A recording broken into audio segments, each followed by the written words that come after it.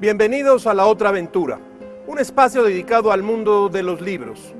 En este programa hablaremos sobre el misterio y la creación de las letras, las novedades editoriales, las librerías y el mercado, el gusto y los premios literarios. José Vasconcelos dijo que un libro, como un viaje, se comienza con inquietud y se termina con melancolía. Hoy, como cada sábado, iniciaremos este viaje inquieto a través de la reedición de la obra periodística de Gabriel García Márquez. 5 gruesos volúmenes que hablan de la pasión de García Márquez por el periodismo. A 50 años de su muerte, recordaremos a uno de los grandes mitos de la literatura, el escritor Ernest Hemingway. Más adelante nos detendremos en uno de los libros póstumos de Carlos Monsiváis sobre letras, claves culturales y reconstrucción histórica del siglo XX. No sin cierta melancolía, volveremos al lugar de los coleccionistas, de los que buscan en objetos antiguos una voz del pasado, el Tianguis de la Lagunilla, lugar de encuentros y sorpresas. Desde luego, llamaremos su atención sobre 4 títulos que hacen su camino en el mundo editorial. Les recuerdo que fue Adolfo Bioy Casares quien escribió que leer era la otra aventura y que la primera era probablemente la vida misma. Estamos pues en la otra aventura.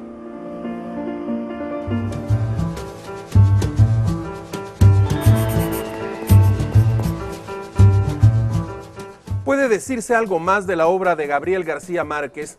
Seguramente nada que no repita lo que ya sabemos, que sus libros han logrado la extraña flor de la unanimidad crítica, que su prosa contiene los poderes indomables de la fuerza, la emoción y la nitidez. Si por casualidad usted se atraviesa un día con García Márquez, se habrá cruzado con un clásico vivo de la lengua española.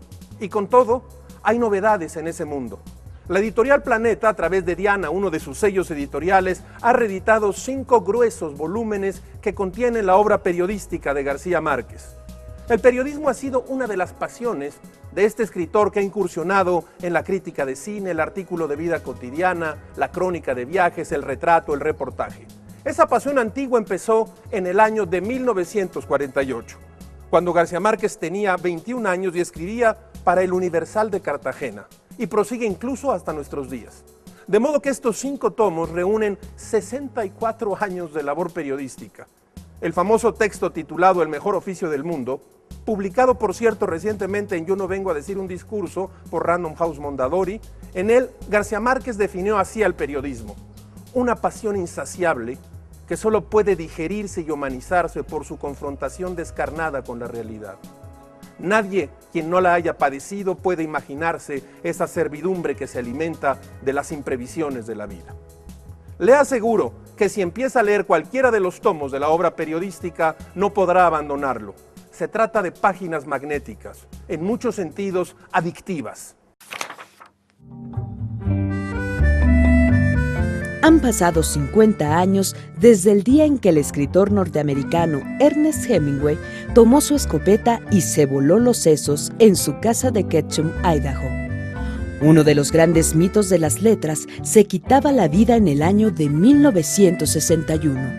Su vida terminaba como se la había propuesto el cazador, el aficionado de toros, el reportero de guerra, el boxeador. De golpe y sin explicaciones tediosas sobre la vida y la muerte. Al morir, Hemingway había dejado un puñado de cuentos perfectos, entre los que destacan Los asesinos, 10 indios y Hoy es viernes, y varias novelas que se enquistaron en el gusto del público y pasaron con naturalidad a la pantalla grande.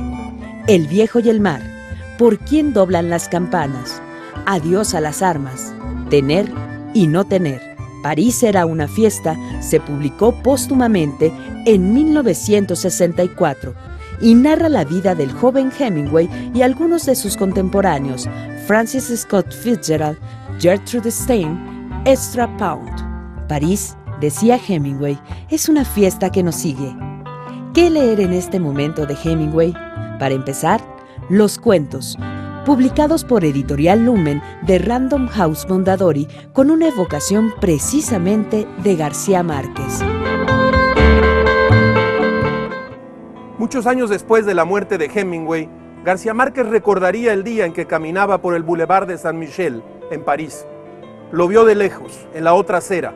Era Hemingway, uno de sus maestros. Tenía 59 años y parecía un abuelo prematuro, dice García Márquez. Me encontré dividido entre mis dos oficios rivales. No sabía si hacerle una entrevista de prensa o solo atravesar la avenida para expresarle mi admiración sin reserva. Yo era entonces un periodista de 28 años, dice García Márquez, con una novela publicada y un premio literario en Colombia, pero estaba varado y sin rumbo en París. El otro era aquel hombre efímero que acababa de decirme adiós desde la otra acera y me había dejado la impresión de que algo había ocurrido en mi vida y que había ocurrido para siempre. En El invierno de Frankie Machine, editorial Martínez Roca 2010, Don Winslow relata la historia de Frank, un matón a sueldo retirado de 62 años quien de pronto se convierte en un prófugo, tanto de la mafia como de la policía, sin entender muy bien el motivo. Mientras intenta escabullirse de sus perseguidores, recuerda hechos de su pasado, con lo cual nos enteramos de las vidas signadas por la autodestrucción, la cercanía con la muerte, el vacío existencial, las traiciones y el culto al dinero de los implicados en la mafia. Un relato que nos revela los mecanismos a través de los cuales opera la mafia norteamericana. James Frey, Una mañana radiante, enmarcada en una larga tradición literaria acerca de la ciudad de Los Ángeles con autores como Ellroy, Chandler o Bukowski. Frey ofrece una nueva perspectiva de esta mítica ciudad con Una mañana radiante, Mondadori 2010. En ella se narran las vidas de distintos personajes que llegan en busca de un sueño. Sin embargo, la mayoría solo quedará en el intento. La ciudad de Los Ángeles que nos muestra Frey no es aquella luminosa, sino más horrible, llena de centros comerciales abandonados, hoteles baratos y ambientes sórdidos. James Frey, Una mañana radiante.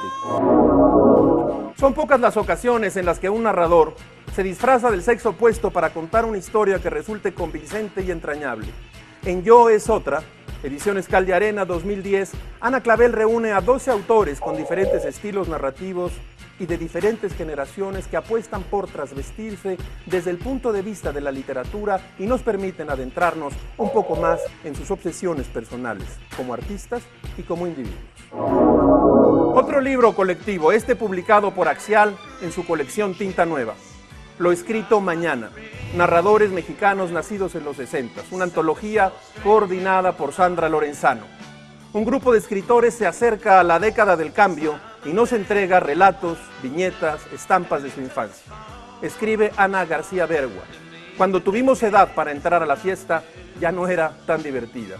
Y aquí estamos, escribe Sandra Lorenzano, ya entrados en los 50, too old to rock and roll, too young to die. Muy viejos para el rock, muy jóvenes para morir, como habría dicho Jethro Tull. Carlos Monsiváis murió el 19 de junio del 2010 a la edad de 72 años. El personaje de Monsiváis fue menos, pero también mucho más que sus libros. En los viejos años 80 me tocó acompañarlo muchas veces a la Lagunilla y al Bazar del Ángel, donde adquirió gran parte de su enorme colección de fotos, películas, libros, grabados, juguetes y otros objetos. Esa colección formó tiempo después el Museo del Estanquillo. Dicta la leyenda que su primer libro fue una autobiografía, ahora inconseguible, que publicó a la edad de 28 años, la autobiografía de Carlos Monsiváis, publicada por Empresas Editoriales en 66.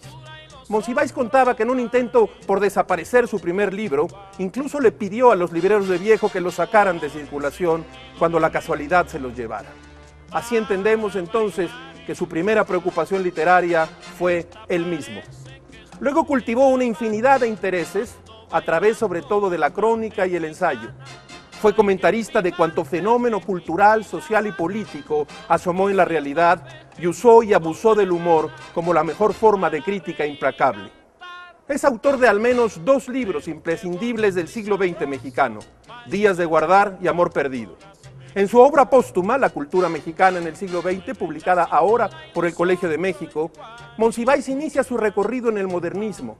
Toca varios temas como el Ateneo de la Juventud, la narrativa de la Revolución, el muralismo, los contemporáneos, el cine nacional, el turbulento año de 1968 y el feminismo. Este libro incluye los textos actualizados y corregidos de su famoso ensayo Notas sobre la cultura mexicana del siglo XX, que forma parte de la Historia General de México del Colmex. además desde luego de otros textos que Monsiváis escribió en sus últimos años de trabajo. Con un tono menos críptico que en otros de sus libros y a modo de monografías, Monsiváis ha escrito una guía de la cultura mexicana que, como él mismo reconoce, no pretende abarcar todas las manifestaciones del siglo XX, sino solo aquellas que su gusto y capacidad crítica le permitieron incluir en su estudio.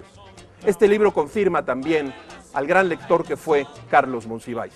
El Facebook es el pisotear la intimidad que a nadie le importa y exhibir tus fotos que tampoco a nadie le importa, pero que te da la sensación de que por lo menos visualmente existes ante sí mismo. Y ahora el Twitter y lo que sea. Es que la noción de intimidad misma, como se practicaba, está quedando abolida. ¿Para qué quieres intimidad si nadie se da cuenta? La intimidad, ya nadie preserva lo que propicia la indiferencia o la distancia. Pensar en el pudor en la Ciudad de México es ya entrar en una zona del misterio. ¿Qué es el pudor? Aquello que impide que nos manifestemos plenamente, aquello que nos reservamos para nosotros mismos, aquello que nos da vergüenza exhibir o presentar públicamente. Yo no sé, cada vez disminuye más el alcance del pudor. ¿Qué es el pudor? Decir que una muchacha acepte que no es virgen ya no tiene ningún interés. La virginidad es un hecho preservado en los nichos religiosos, pero no en la vida común. ¿Qué es el pudor? Negar tu orientación sexual. ¿Qué es el pudor? Ni siquiera negar tu capacidad para los desempeños ilegales, como la ilegalidad o la ostentación de la impudicia financiera o lo que tú quieras, no causan, por lo visto, mayor daño. El pudor en ese sentido, en el sentido social, económico, también ha disminuido. Carlos Monsiváis fue un coleccionista extraordinario, un conocedor en busca de una joya del pasado, de una antigüedad. Pero desde luego, hay otros coleccionistas ejemplares, visitantes frecuentes del Tianguis de la Lagunilla. Por esas calles han pasado Juan José Arreola o Jacobo Zabludowski. El popular barrio de la Lagunilla se encuentra en lo que era una laguna en la época prehispánica. Con el crecimiento de la ciudad y la consecuente desecación de la zona lacustre, solo le quedó el nombre y heredó la actividad comercial de Tlatelolco. Originalmente, el mercado de la Lagunilla, en sus inicios llamado Santa Catalina y construido en 1893, sirvió para atender 3 nuevas colonias de la ciudad: la Santa María la Redonda, la Guerrero y la Santa María de la Ribera. Este mercado estaba dedicado a la venta de legumbres, frutas, huevos y semillas, con secciones para aves de corral y pescados. Pero poco a poco se establecieron puestos de madera con techos de lámina para la venta de legumbres, dulces, telas y objetos varios. Y aunque ha habido varios intentos para regularizar la zona, uno de los cuales incluyó la construcción de otros mercados que se especializan en ropa, calzado, muebles y legumbres. La zona de la Lagunilla incorporó a través de los años a las funciones normales de un centro de abasto cotidiano la venta de artículos usados, de libros y muebles antiguos. Así nació el Tianguis de Antigüedades La Lagunilla, donde es posible encontrar objetos de colección, abrigos de piel legítima, grabados originales, libros antiguos, muebles de época y una infinidad de artículos viejos. El antecedente directo de este tipo de mercado podría ser el mercado de Baratillo, que en el siglo XVII se situaba en el Zócalo actual y que fue prohibido por la inquietud que generaban estos comerciantes de viejo, de reputación dudosa, que instalaban sus mesillas en pleno centro de la ciudad. El público encontrará en esta ventana un escenario por el que pasan como ráfagas la felicidad y la desdicha de escribir. Gajes del oficio, aforismos, frases, máximas. Seriedad absoluta en lo que se escribe es una de las 2 necesidades categóricas para escribir. La otra, por desgracia, es el talento. Ernest Hemingway. Hemos llegado al final de esta emisión y esta aventura. Soy Rafael Pérez Gay y los espero la próxima semana. Abres una puerta y detrás de ella aparece un mundo. Eso es un libro.